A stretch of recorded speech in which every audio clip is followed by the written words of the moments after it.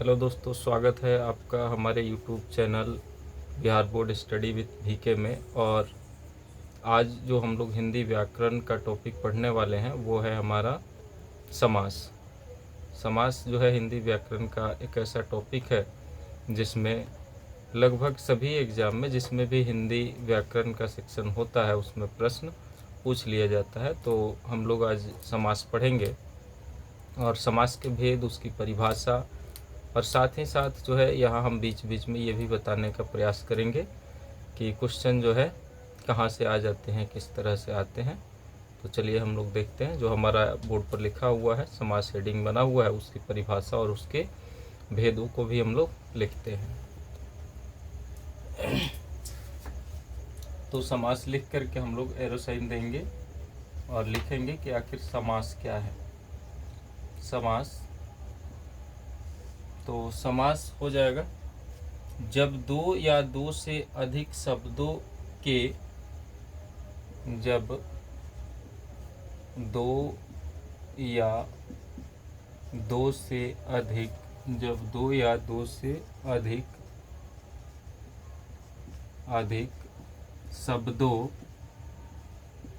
शब्दों के परस्पर संबंध के मेल से, शब्दों के परस्पर संबंध के मेल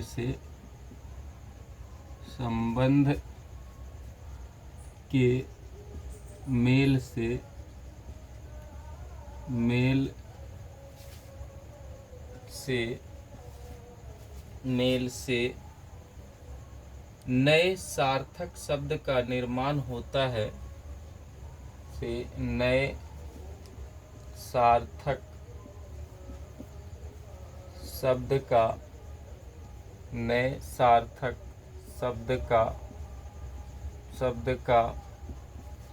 निर्माण होता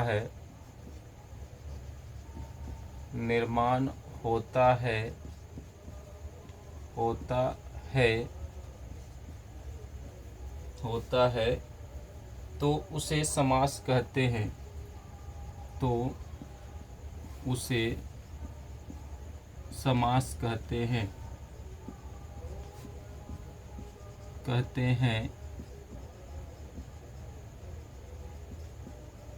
तो समास की जो परिभाषा लिखी गई है वो है कि जब दो शब्द जो है, दो या दो से अधिक शब्द परस्पर आपस में मिलते हैं और उनके मिलने से जो नया एक सार्थक शब्द बनता है तो वह जो है समास कहलाता है। अब हम लोग समास के भेद को देखेंगे। कुछ एग्जाम्पल भी हम लोग इसमें ले रहे हैं।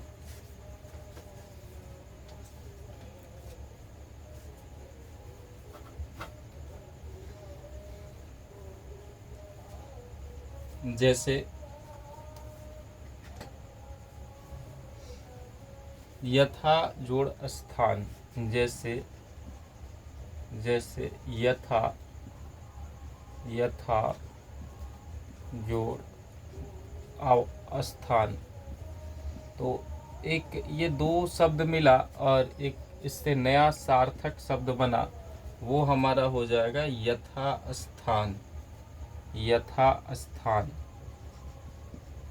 यथास्थान। तो इसी प्रकार अब हमारा जो अगला हेडिंग होगा वो होगा समास के प्रकार। अगला हमारा हेडिंग होगा समास के प्रकार। यानी समास जो है कितने प्रकार के होते हैं इसको हम लोग जानेंगे।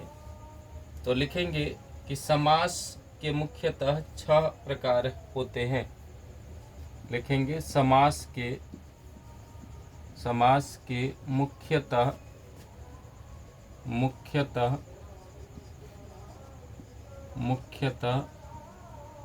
6 प्रकार होते हैं।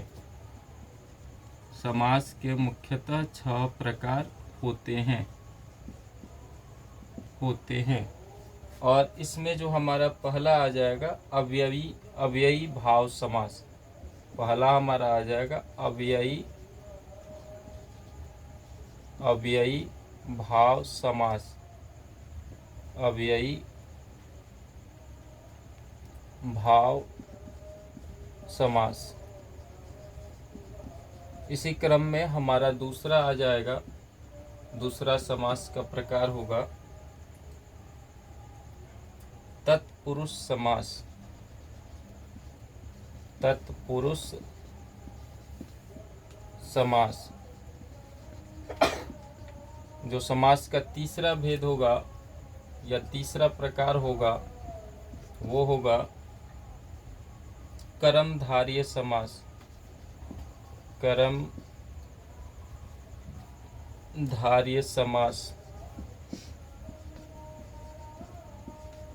समास। चौथा होगा द्विगु समास, द्विगु समास, द्विगु समास। और पांचवा होगा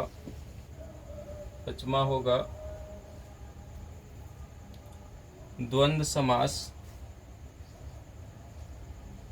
द्वंद्व समास। और समास का जो छठा प्रकार होगा वो होगा बहुव्रीहि समास, बहुव्रीहि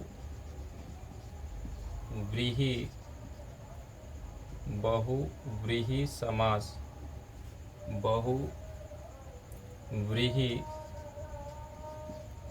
बहुव्रीहि समास।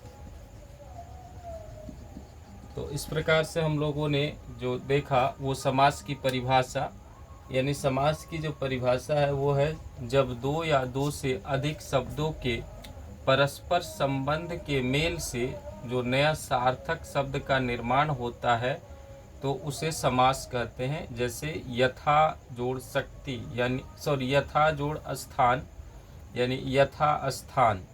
उसी प्रकार हम लोगों ने आगे देखा कि समास के प्रकार, तो समास के मुख्यतः 6 प्रकार होते हैं। इसमें पहला हमारा है अव्ययी भाव समास, दूसरा तत्पुरुष समास, और तीसरा कर्मधारय समास, चौथा द्विगु समास, और पांचवा द्वंद्व समास, छठा बहुव्रीहि समास। तो इस तरह से हम लोगों ने समास के भेदों को देखा। अब धीरे धीरे हम लोग इसमें आगे देखेंगे समास के भेदों की जो परिभाषाएं हैं, समास के प्रकारों की जो परिभाषाएं हैं, उन परिभाषाओं को और इसमें जो उदाहरण होंगे उन उदाहरणों को भी हम लोग देखेंगे। तो अब हम लोग पढ़ते हैं इसको, इसके जो भेद हैं, जो प्रकार हैं, उन प्रकारों की परिभाषाएं। और इसमें जो हमारा पहला है अव्ययी भाव समास, और उस अव्ययी भाव समास की परिभाषा जो है हम लोग लिखते हैं यहाँ हेडिंग बना के। तो पहला हमारा है अव्ययी भाव समास, अव्ययी भाव समास।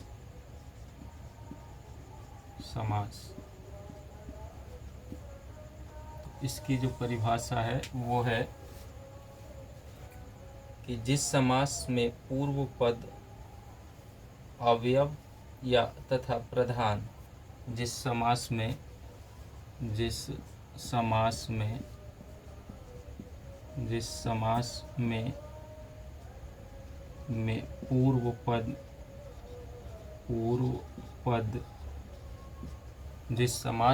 पूर्व पद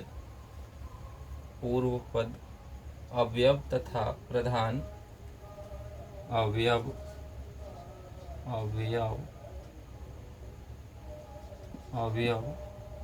तथा प्रधान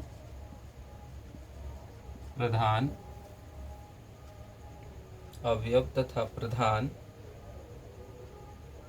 या उपसर्ग हो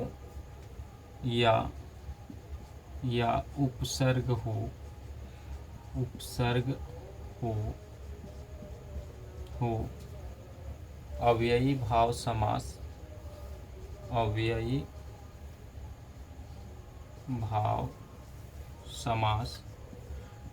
समास कहलाता है। कहलाता है, कहलाता है। जैसे जैसे जैसे में हम लोग लिख लेंगे यथा स्थान, यथा जोड़ स्थान, यथा जोड़ स्थान, स्थान बराबर हो जाएगा यथास्थान, यथास्थान। उसी प्रकार हम लोग लिखेंगे फिर प्रति जोड़ दिन, प्रति जोड़ दिन, इसका हो जाएगा प्रतिदिन, प्रतिदिन, प्रतिदिन। फिर जो है आ जोड़ जीवन, आ जोड़ जीवन, जीवन, इसका हो जाएगा आजीवन, आजीवन। फिर और भी एग्जाम्पल हम लोग लेते हैं, इसमें हो जाएगा भर जोड़ पेट, भर पेट, भर जोड़ पेट, इसका होगा भर पेट, भर पेट। फिर और भी एग्जाम्पल लेते हैं हम लोग, इसका हो जाएगा निस जोड़ संदेह, निस जोड़ संदेह, संदेह। तो इसका हम लोग लिख लेंगे निस्संदेह, निस्संदेह, संदेह। तो हमारी एग्ज़ाम में या हमारे एग्ज़ाम में जो प्रश्न आएगा वो यहीं से आएगा। ये दे दिया जाएगा कि यथा जोड़ स्थान, यथा स्थान, इसमें जो है यह जो है यह कौन सा समास है, तो हमें वहाँ जो है टिक आउट करना होगा या फिर गोला घेरना होगा कि यह जो है अव्ययी भाव समास है। तो इस तरह से हमारे एग्ज़ाम में प्रश्न आएगा। या फिर दे देगा प्रति जोड़ दिन या प्रतिदिन जो है वह कौन सा समास है, तो हमें लिखना होगा कि यह अव्ययी भाव समास है। तो इसी क्रम में हम लोग दूसरा भेद भी देखते हैं। हम लोग दूसरा भेद की परिभाषा लिखने से पहले जो पहला हमारा भेद दिया हुआ है अव्ययी भाव, पहले हम उसकी एक पहचान देख लेते हैं कि कैसे हम पहचानेंगे कि यह अव्ययी भाव समास है। क्योंकि अगर हम पहचान लिख लेते हैं तो हमारे एग्ज़ाम में जो है उसको पहचानने में काफ़ी ज़्यादा जो है आसानी होगी हमें। तो एक थोड़ा सा अव्ययी भाव की पहचान लिखते हैं, तो एक हेडिंग बना लेते हैं पहला के लिए ही, अव्ययी भाव की पहचान। अव्ययी भाव समास की पहचान, समास की पहचान, पहचान। इसके बाद हम लोग लिखेंगे दूसरा जो दिया हुआ है उसे, लेकिन पहले इसे लिख लेते हैं अव्ययी भाव समास की पहचान। तो इसमें हम लोग जो लिखेंगे वो होगा हमारा कि जहाँ वाक्य में पहला पद, जहाँ वाक्य में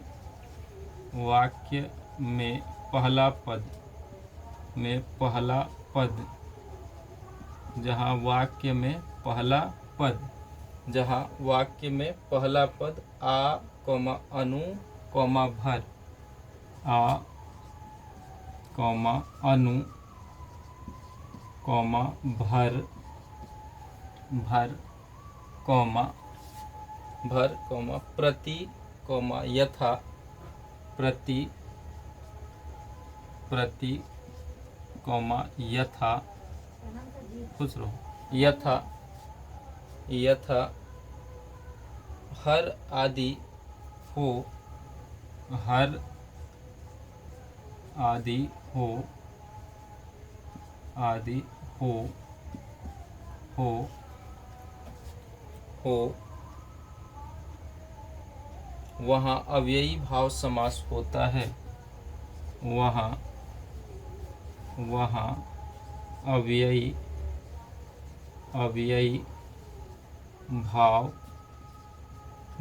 समास होता है, समास होता है, अव्ययी भाव समास होता है।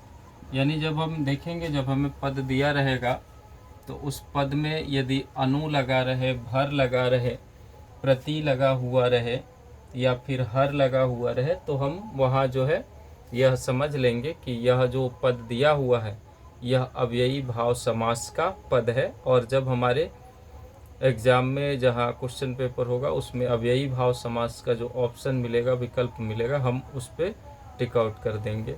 तो इस तरह से हमारा जो है ये सही हो जाएगा। तो पहचान लिखना भी ज़रूरी था। अब हम लोग लिखेंगे दूसरा। तो हमारा जो दूसरा भेद दिया हुआ है वो हमारा दूसरा भेद है तत्पुरुष समास। तो हम आगे हेडिंग बना लेंगे दूसरा का तत्पुरुष समास। तत्पुरुष समास, तत्पुरुष समास। तो तत्पुरुष समास में हम लोग लिखेंगे, इसकी परिभाषा लिखते हैं कि आखिर तत्पुरुष समास क्या है। तो तत्पुरुष समास है जिस समास में पूर्व पद अप्रधान, पूर्व पद अप्रधान, जिस समास में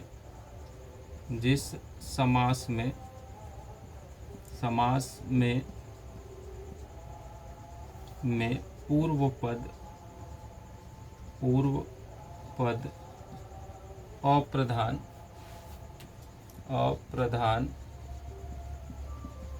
एवं उत्तर पद प्रधान हो,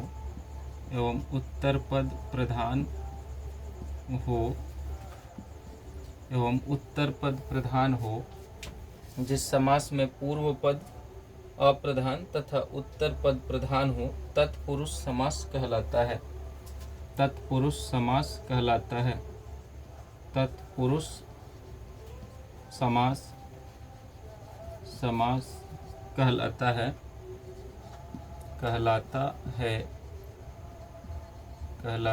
है। इसका हम लोग जो है कुछ एग्जाम्पल ले लेते हैं। जैसे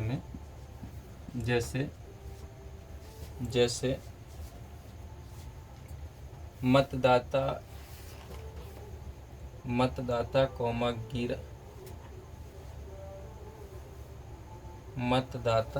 कौमा ग्रंथकार, मतदाता कौमा ग्रंथकार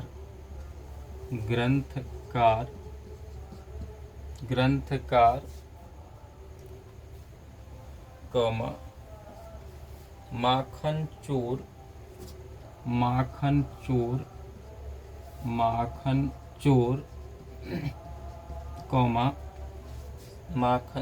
कौमा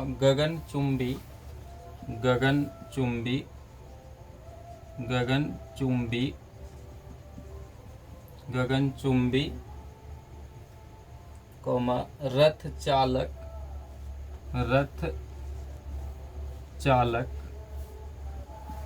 कौमा चिड़ी मार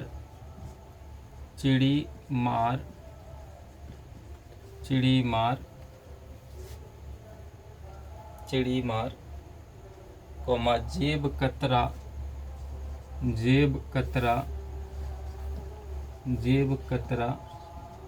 जेब कतरा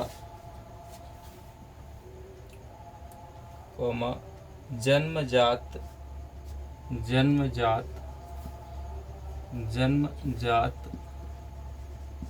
जन्मजात कौमा मुँह मांगा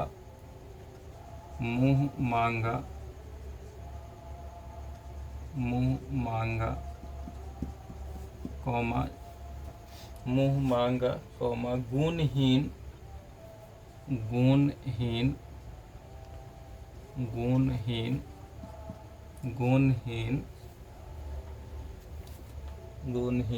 शोकाकुल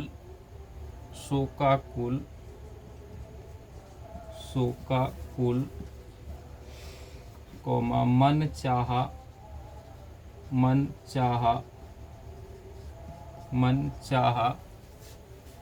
मनचाहा, भयाकुल, भयाकुल,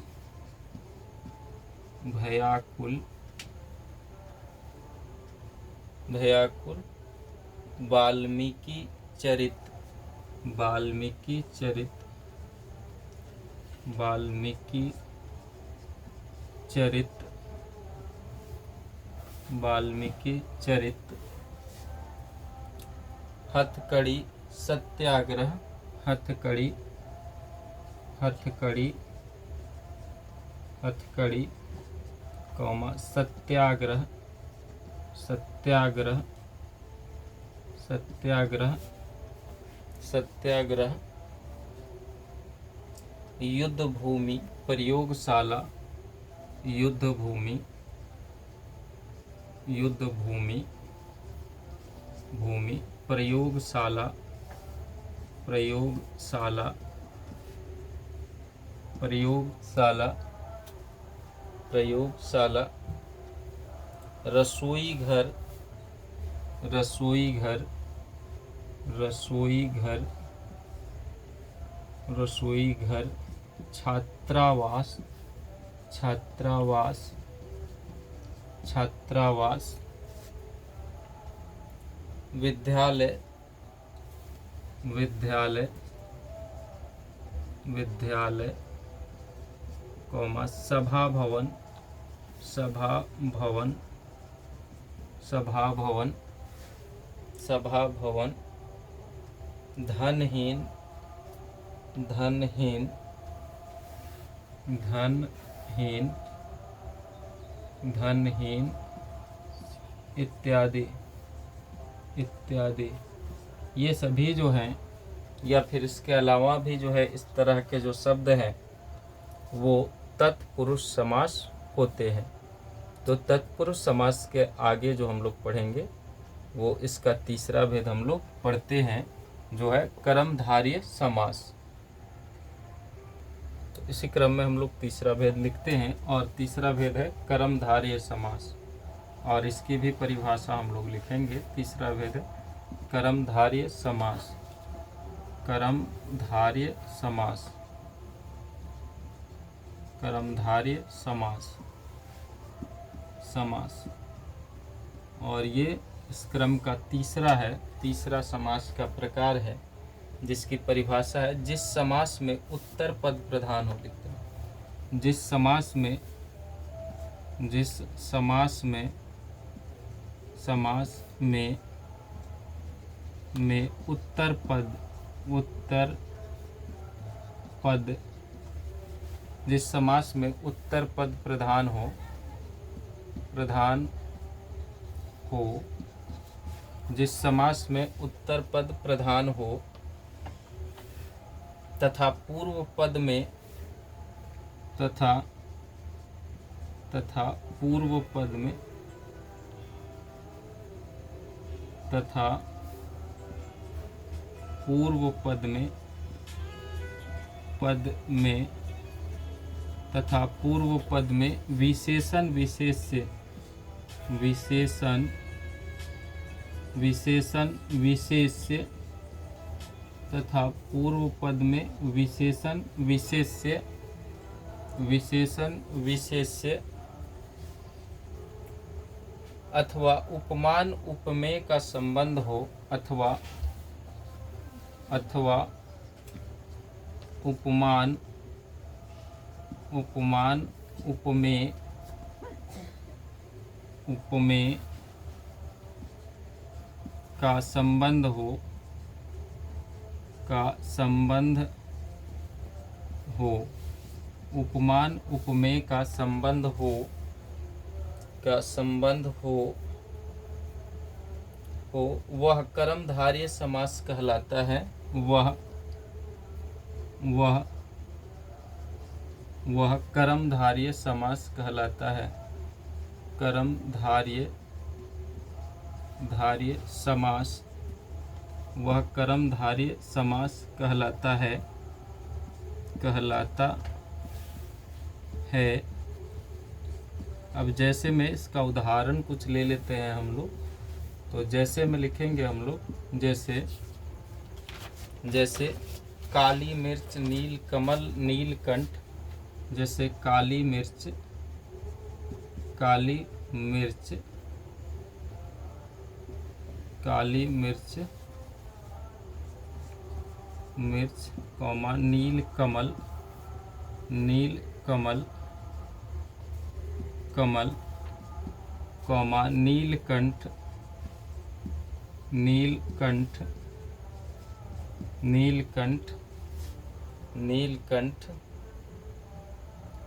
महापुरुष, महादेव, महावीर, महापुरुष, महापुरुष, पुरुष, कौमा महादेव, महादेव, महादेव, महापुरुष, महादेव, महावीर, महावीर, महावीर, कौमा सज्जन, सज्जन, सज्जन, कौमा सद्गुण, सद्गुण, सद्गुण, कौमा पीताम्बर, पीताम्बर,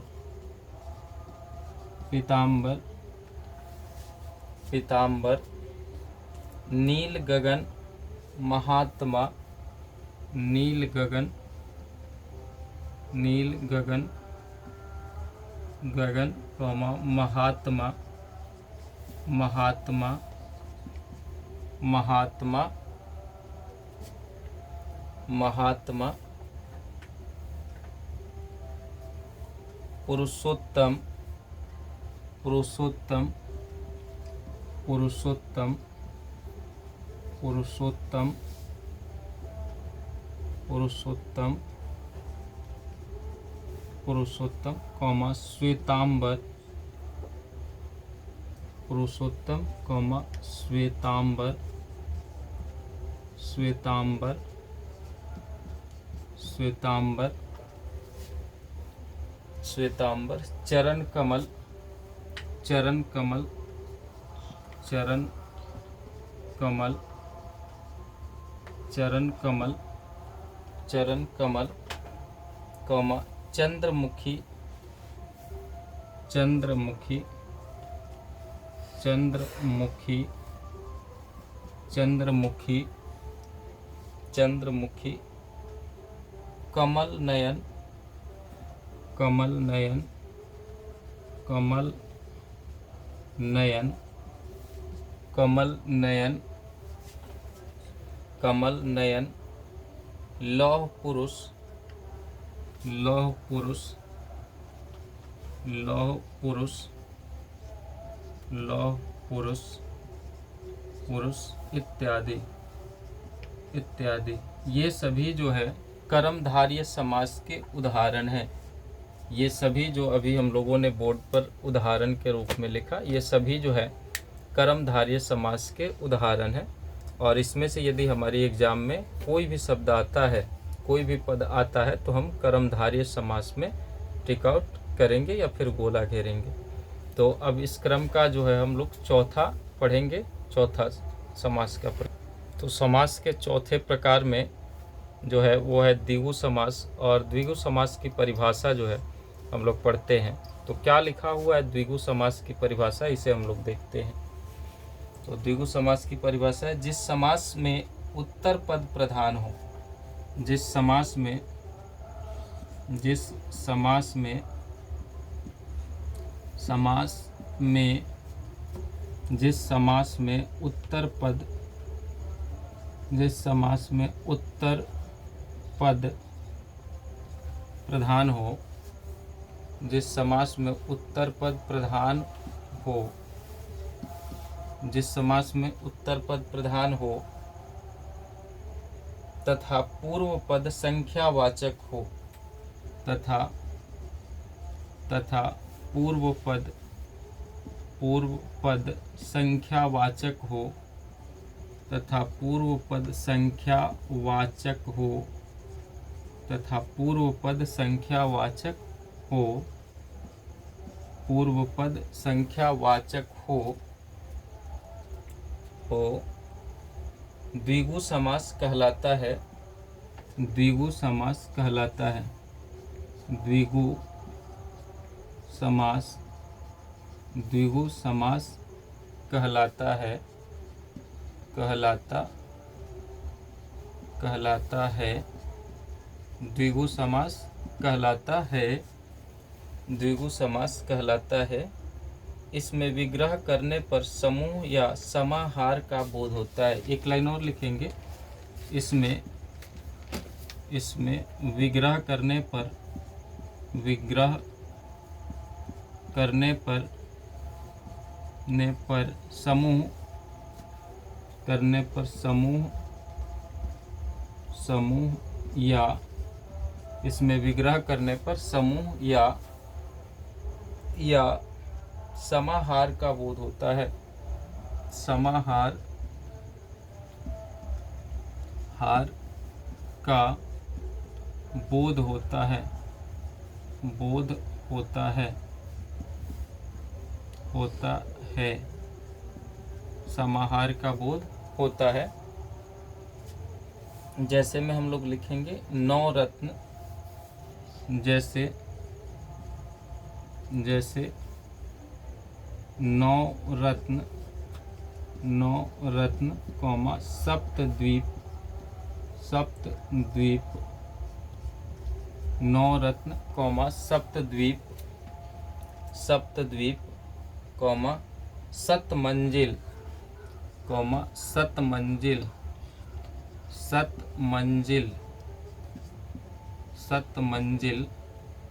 सतमंजिल, कौमा सप्ताह,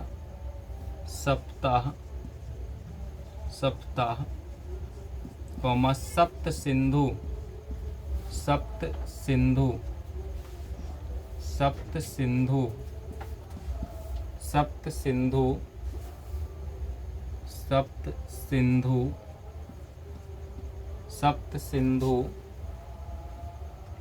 सप्त सिंधु, कौमा दोपहर चौराहा, दोपहर कौमा चौराहा,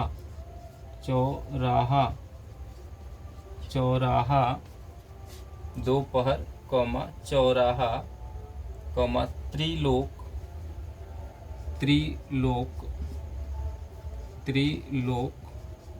कौमा त्रिभुवन,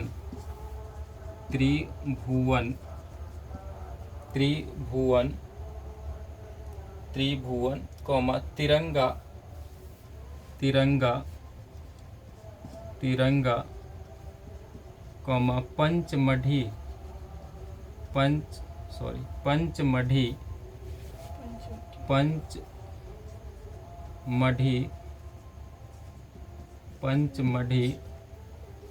पंचमढ़ी इत्यादि,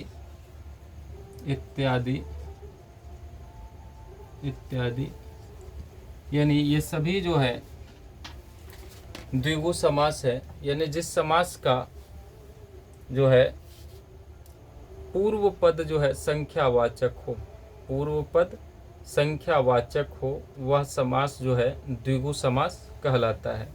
जैसे हम लोगों ने उदाहरण लिखा, तो ये सभी के सभी क्या है, द्विगु समास है।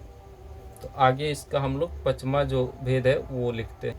पचमा जो हमारा प्रकार है समास का वो है द्वंद्व समास। तो इस द्वंद्व समास को लिखते हैं और इस द्वंद्व समास की परिभाषा भी लिखते हैं। तो हेडिंग बनाते हैं हम लोग एक द्वंद्व समास, द्वंद्व समास,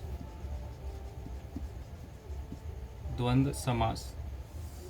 तो द्वंद्व समास की परिभाषा क्या लिखा हुआ है, क्या लिखना है हमें, इसे देखते हैं। लिखेंगे जिस समास में पूर्व पद और उत्तर पद दोनों ही प्रधान हो, जिस समास में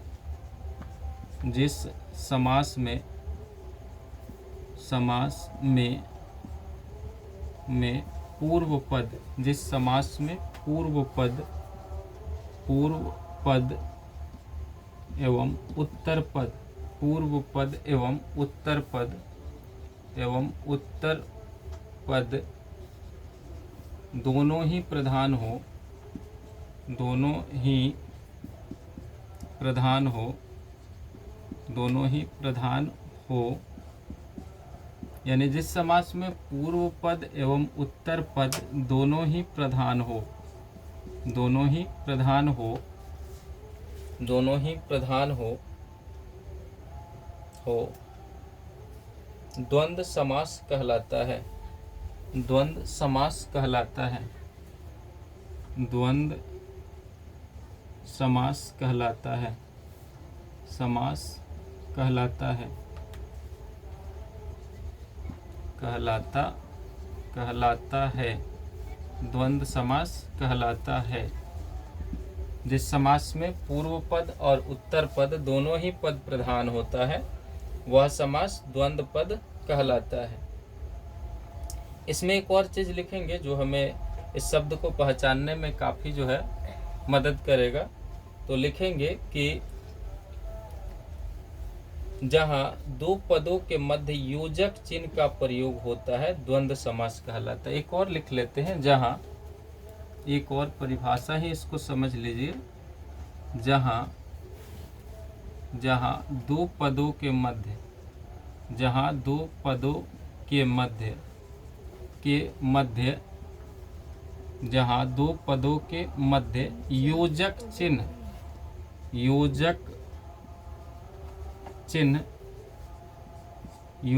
चिन्ह यानी इस तरह का चिन्ह लगा होता है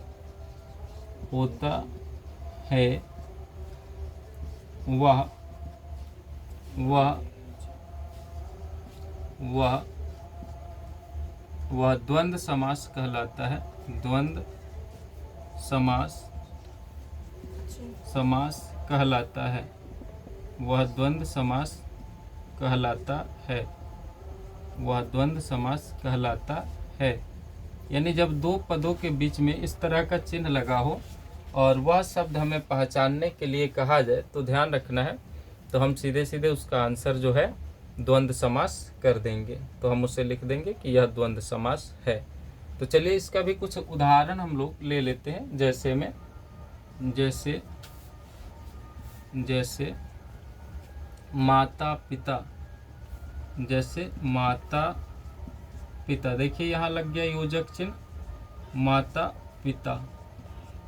भाई बहन, भाई बहन, भाई बहन, फिर से यहाँ योजक चिन्ह लगा भाई बहन, भाई बहन। पाप पुण्य, पाप पुण्य, पाप पुण्य। खुश रहो, बोलो, बस 2-3 मिनट रुक जाओ। पाप पुण्य, राम कृष्ण, राम कृष्ण, राम कृष्ण, राम कृष्ण, राम कृष्ण, राम कृष्ण। देश विदेश, देश विदेश, देश विदेश, देश विदेश, देश विदेश, देश विदेश। उतार चढ़ाव, उतार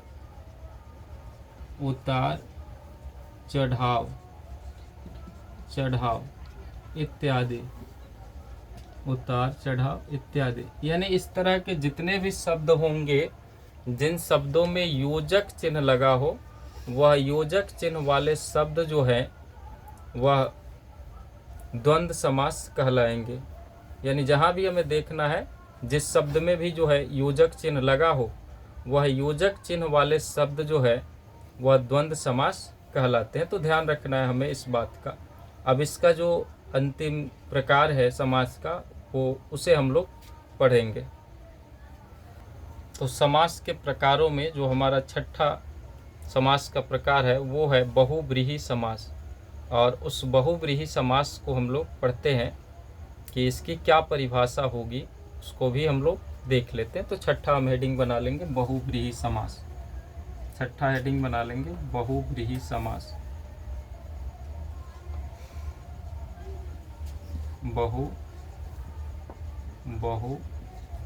बहुव्रीहि समास। बहुव्रीहि बहुव्रीहि समास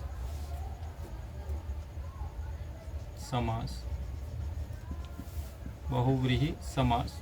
और इसकी परिभाषा हम लोग लिखेंगे कि आखिर इसकी परिभाषा है क्या। तो परिभाषा लिखेंगे कि जिस समास में न तो पूर्व पद प्रधान हो न ही उत्तर पद प्रधान होता है। जिस समास में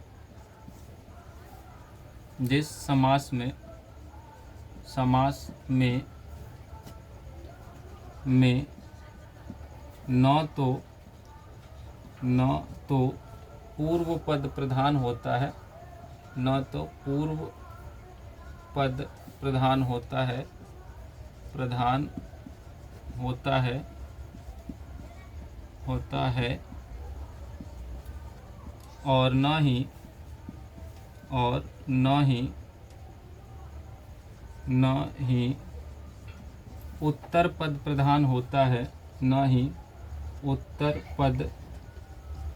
न ही उत्तर पद प्रधान होता है, न ही उत्तर पद प्रधान होता है। जिस समास में न तो पूर्व पद प्रधान होता है और न ही उत्तर पद प्रधान होता है अर्थात कोई अन्य पद प्रधान होता है, अर्थात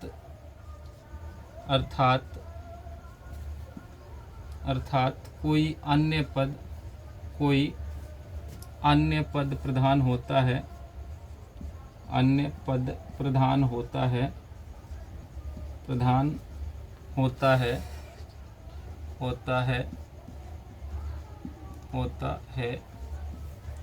वह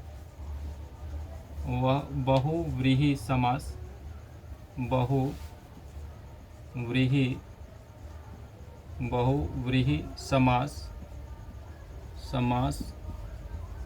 कहलाता है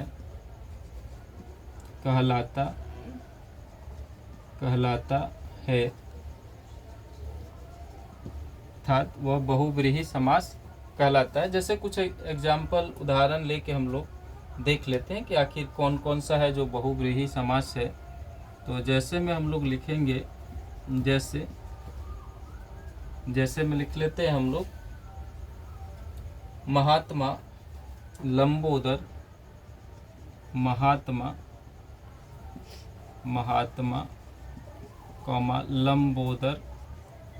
लंबोदर महात्मा लंबोदर गिरिधर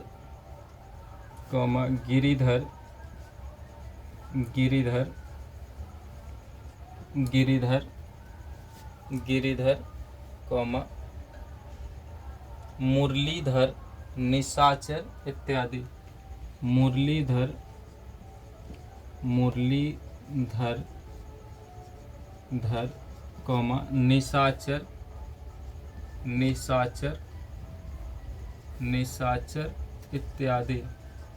निशाचर इत्यादि।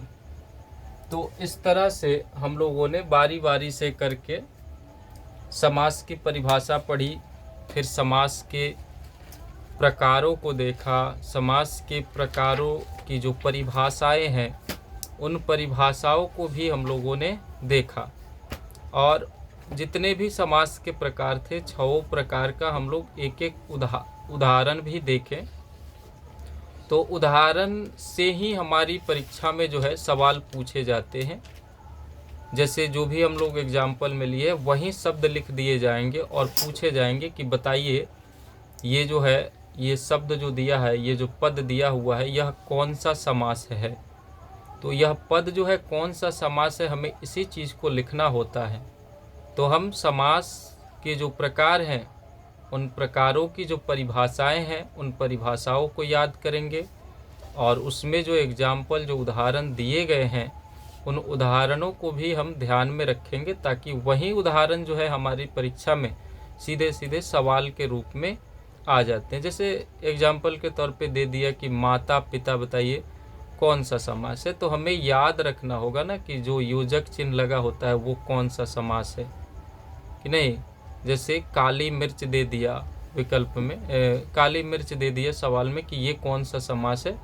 तो हमें याद होना चाहिए कि इसमें भी योजक चिन्ह लगा हुआ है, तो ये कौन सा समास है। तो इस तरह से हम इसे याद रखेंगे ताकि हमारी एग्ज़ाम में जो है गलती न हो, आसानी से हम समास के जो प्रश्न हैं उन प्रश्नों को हल कर सके, उसका जो है गोला घेर सके अगर गोला घेरने वाला है तो फिर मिलते हैं हम लोग अपने अगले वीडियो में। तब तक के लिए आप लोग ये वीडियो देखिए और इससे कुछ सीखने का प्रयास कीजिए। धन्यवाद।